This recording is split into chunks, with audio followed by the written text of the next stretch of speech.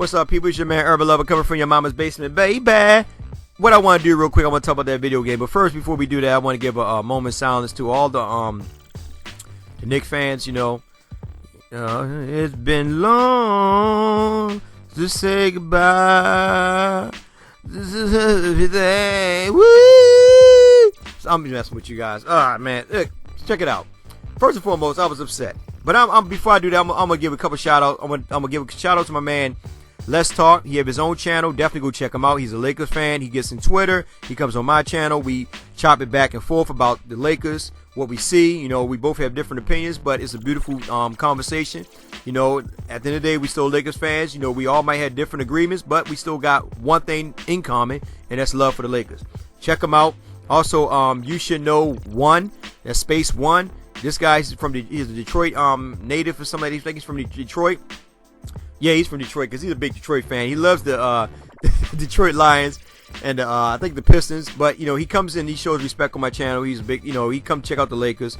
He likes the videos. He drops comments on that once in a while about me being funny. But this dude funny too, man. He's funny as crap. I go check his video a couple times, man, just to have something to laugh about. Funny dude. If you're in a different type of sports, or you like to hear about other teams and stuff like that, or just hear somebody commentary, or just like to check out other people's videos, definitely check him out. Good dude. But anyway, let's get right into it. First and foremost, I'm not gonna really talk too much about the offense. I'm gonna make it real short because I really want to focus on this defense. But before we do that, I want to give a big shout out to my cousin Budaba. Now Budaba, he came in today. He played pretty good. He had 22 points. Now y'all like, who's Budaba? Well, Budaba is actually Luol Dane's spiritual brother. Because Luol Dane was missing, and Budaba, we had to bring him up, from the sands. We raised him up, and now Budaba is actually playing pretty good. And we sent Luol Dane back to the hidden layers. And you ain't gonna find him no more. Budaba is doing his thing. No, I'm just joking. But Luol Dane, kudos to you, man. That you had a good game. I'm happy, man, that you came out because I was at one point in time in my earlier videos, I was giving you a lot of excuses. And then it just started mounting up to the point where you just wasn't producing it. And I had to let you have it, brother. And that's one thing I do. I critique players. I don't really care what fans say because I'm a non-biased fan. And if I see you looking like crap, I'm going to call you out. That's just me. Because why? That's my opinion, and that's how I live. You know what I mean? Because at the end of the day, I see it the way it is. I don't have no favors. You know what I mean? I'm a Lakers fan first. You know what I mean? But not the players. You know what I mean? I'm a Lakers fan, not the players. A Lakers fan. Big difference. Anyway, I'm excited that you came out. You played pretty good defense on Carmelo Anthony. Get to you in a minute about your score. But I want to talk about this defense. And I'm going to get back on my man Luol Dane because I got to give him respect. You know what I mean? I got to talk good about him. First of all, Nick Young and D'Angelo Russell come back. Nick Young, he came back like he never left. Was 1 for 6 behind the three-point arc, but he did pretty good. That's what I say. Offense, I'm not worrying about it. Now, the analysts came out and they said that D'Angelo Russell and Nick Young, they were 100% healthy. They were ready to go. So, the reason why I'm throwing it out there first, because what I'm about to say, I don't want to hear no excuses about, well, something was wrong with him, this, and that. But D'Angelo Russell, man, he just looked terrible against Derrick Rose. He couldn't even stick him. And I believe that I don't think he was healthy. But see, like I said, this I guess is an excuse for me. Because the reason why I'm saying this, because he really ain't played good against any top point guard so far in these 2 seasons. He hasn't shown nothing against the top point guards. Maybe probably once or twice. If you can name one, let me know. And I ain't talking about scoring 12, 13 points. I'm talking about like 20 points. Some outstanding numbers. I ain't talking about 12, 13 points, garbage points towards the end when you're getting blown out and all that crazy stuff. That doesn't count in my vocabulary. You just basically patting your stats to me. Patting, whatever you want to call it. But he didn't look. He couldn't play Derrick Rose. Derrick Rose like Derrick Rose, Chicago, and I'm thankful that Derrick Rose is playing good, man, because the way Chicago did him, it was kind of bad. And I'm a Lakers fan, but I'm also an NBA fan, and I give respect and honor where honors due. I don't have no hate in my heart towards certain players or team, but I freaking hate Golden State Warriors.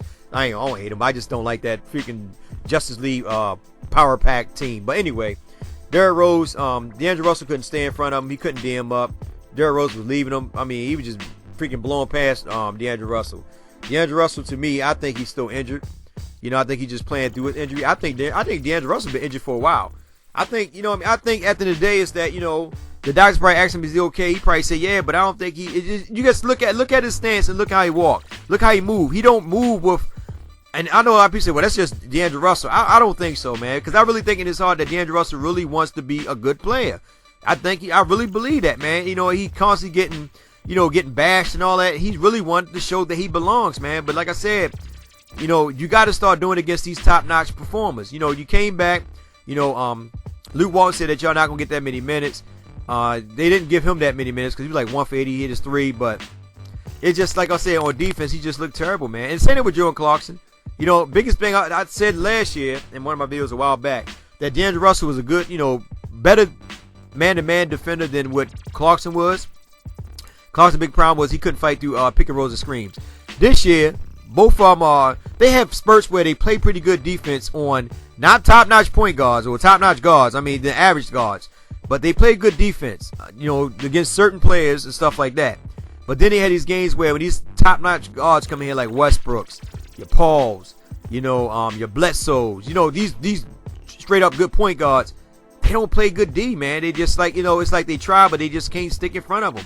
And it starts with our perimeter defenders, man, because one thing, this is why I say I was so big about getting Whiteside. And I know Whiteside probably licking his chops and say, man, I should have really came down to L.A. I'm a fool because look at Miami. They only won 7 freaking games. Just imagine if Whiteside was here, man. You know what I mean? Like, we wouldn't even miss a beat if Whiteside was here because we wouldn't worry about perimeter defense because we have an interior defender who's going to alter shots. Maz doesn't do that. Maz is not known to be a shot blocker. And I told guys over and over again, he's Roy Hibbert 2.0. You guys can argue with me all you want, but the numbers and stats show it. You know, and I feel bad for Maz because Maz is a physical, good defender. Not as, you know, the elite type of center, you know, defensive-wise, but he give you what he can give you. And I like that from Maz. You know, he's not getting no playing time. So, you know, it's kind of here and there missing hit with him. But it's sad, you know, that he's not getting no playing time. He's not being utilized right.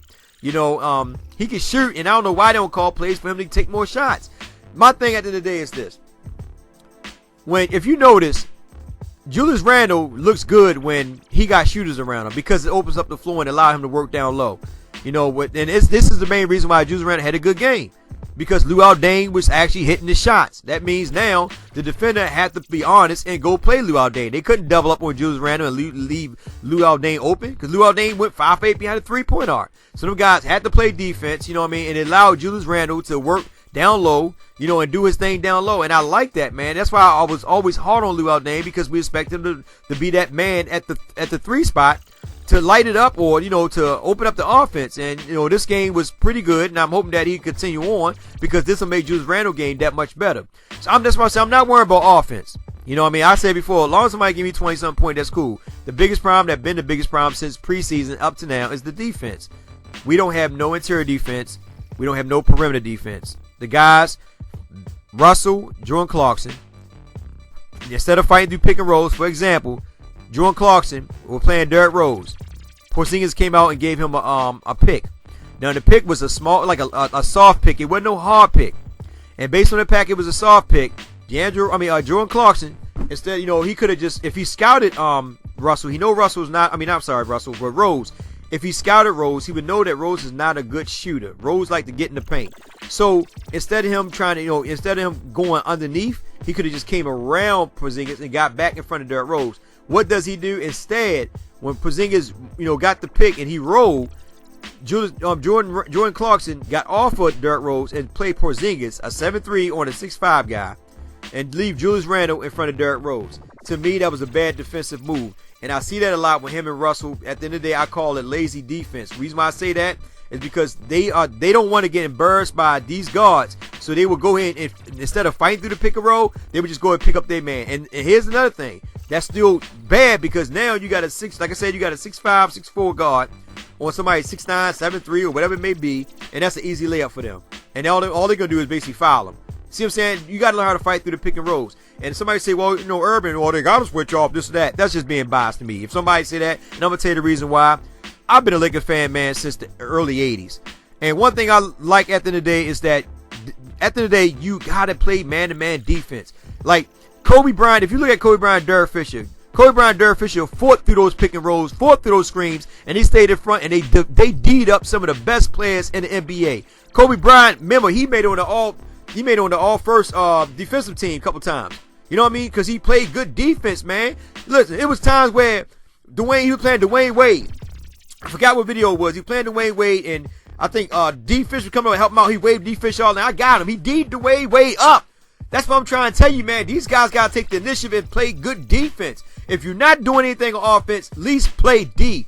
You got to play defense, man. These guards are blowing past them, and when they blow past them, what happened? Miles, like I said before, Miles come over to weak side help. He got to pick up that guard, because the guard in blue pass Russell or blue pass Clarkson. Miles come over to help out. What happens? The guard passed it off to Miles' opponent, defender, or whoever he's sticking, and that guy makes an easy layup. We got to work better in unison when it comes to defense, man. Seriously, you got to have some stops on D where your guard got to be able to shut them down. Got to play good defense. And they're not doing that. They're not giving us that. And like I said, there's spurts where they play good defense, and there's spurts where they just stand around. Same thing with rebounding. I've been saying this in a couple videos. I've been watching them. Ma standing there. Randall standing there. They sitting there looking at each other. You get the rebound. No, you get it. No, you get it. No, you get it. And here come Derrick Rose coming in the middle. Your guys don't want it. I got it. And lay it right back up. Or run down the court for a fast break. Because these guys stand there, wait for the ball to come off the rim. Instead of going up, being aggressive, go and get that ball. Once it come off the rim, you stand there, wait for it to drop in your lap like a video game. It doesn't work that way, man. You got to be aggressive on both ends. Not just think that you're going to outscore a team. You got to get some stops. And another thing is, the first quarter, they come out flat. They don't have no energy. It's like they don't have no desire. It's like they still sleep. And then the second half, they come out with all this energy trying to fight back. The first quarter, the first half, teams are blowing them out or taking the lead, and then they got to come back to third or fourth quarter to try to fight back to get back into the game or take the lead. Why do you got to keep doing that when you should come out at the first quarter with that fire to take the lead at the beginning and hold on to it? There was a games where the Lakers took the lead, and I was excited. Then you see games where they play like they was when they was under Byron Scott, where they just let the opponent do whatever they want in the first half, and then they got to fight back in the second half to get back into the game. It's stupid. Lou Walton, bad decision on rotation. Randall was getting beat by Porzingis. Porzingis do whatever he wants to Randall. Randall's not a good defender. This is a game where I would actually have Robinson on Porzingis, and I would switch Randall up on somebody else, because Randall could play the guard. He could play small forward. He just can't shoot, but he'll play small forward. He could play on Carmelo Anthony, and let Lou Dane come off the bench. Brandon Ingram didn't have a good game. I'd have set Brandon Ingram down. I would have gave him 26 minutes. Set him down. Here, rookie, sit down. You know why? Because you're not doing anything. And I'd have Lou Dane come off the bench, put Julius Randle off the bench, let him come off the bench and let him play somebody else. I'd have basically matched it up according to what I see. Porzingis had too much of a good game. He was doing anything that he wanted to Randle. And Randle couldn't D him up. He could shoot from the outside, shoot from the inside, and shoot over Randle. You know what I mean? Then Jennings come off the bench, breaking out our guards, getting to the paint, doing what he want. You know what I'm saying? So there's got to be a situation where these guys got to talk about the defense, man. The perimeter defense is suspect. We already know the interior defense is not good, but like I said, it all is because the perimeter defense breaks down. And when Miles or Robinson or Black, when they go help out on the guard that's coming in towards the paint, all you're doing is leaving that man open for easy layup, or they got a habit of crashing down because they think the interior defense is not strong enough. So matter of fact, Miles. Here, when Miles in there, they all come and help Miles. Miles don't need no help. Let them just play one-on-one. They all come crashing down, helping Miles, leaving the wings, leaving the perimeter shooters all open for easy shots, man. And this has been known for the Lakers for so long. It's easy to read their defense, man. It's easy to read it. I can read it, and after I say these things, you hear the analyst say it in the next game or something. They got to work on their interior defense. The perimeter defense is not strong. The same thing I say is the same thing these guys are seeing. So when somebody sit there and tell me like, well, Urban, they're playing good D, this or that, like, man, get the heck out of here. No, they're not, brother. If they're playing good defense, look at the stats. Look at the interior. Look at the points in the paint. Look at the fast break points, man. They're not playing good defense, man. They have no, and they just say, well, Miles got to get better. Nah, it's like I said today. If we could get our guards to play good man-to-man defense up front, fight through the pick and rolls and the screens, and stay in front of their man, it makes it that much easier, because now by them men not getting to the paint, Miles can play his man. Ain't got to worry about coming over helping out, and the weak side help is there in the zone, whatever it may be. So if it do fall around and be a breakdown, the weak side help can come over and help out. But it is what it is. It's your man Urban Lover. Like, share, subscribe. Get in the comment section. Tell me what you like. Defense. It need an ice cream truck to give him some lift, because it's just not working. If we want to stay in the hunt right now, we got 6-game losing streak. We got to win some games, guys. We got 7 games coming up on the road, I believe. We got to start winning. We got to win 3 out of the 7. Do something. Yeah, we 2 games behind, but that's not good enough.